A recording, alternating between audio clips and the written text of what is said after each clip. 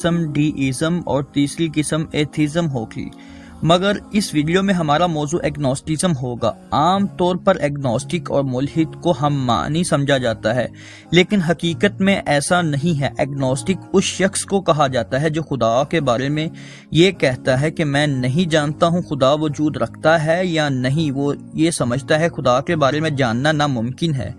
خدا یا دیوتا چونکہ مادی وجود سے ماورا ہوتے ہیں، اسی لیے ہم انہیں کبھی بھی نہیں جان سکتے ہیں کہ وہ ہیں یا نہیں۔ جس طرح ملحد مکمل طور پر خدا کے وجود کا انکار کرتا ہے اور ایک مذہبی شخص خدا کے وجود کا اقرار کرتا ہے، اسی طرح ایگنوسٹک اس ضمن میں کوئی حتمی فیصلہ صادر نہیں کرتا، بلکہ ہونے یا نہ ہونے کے بارے میں متذبذب کا شکار ہوتا ہے۔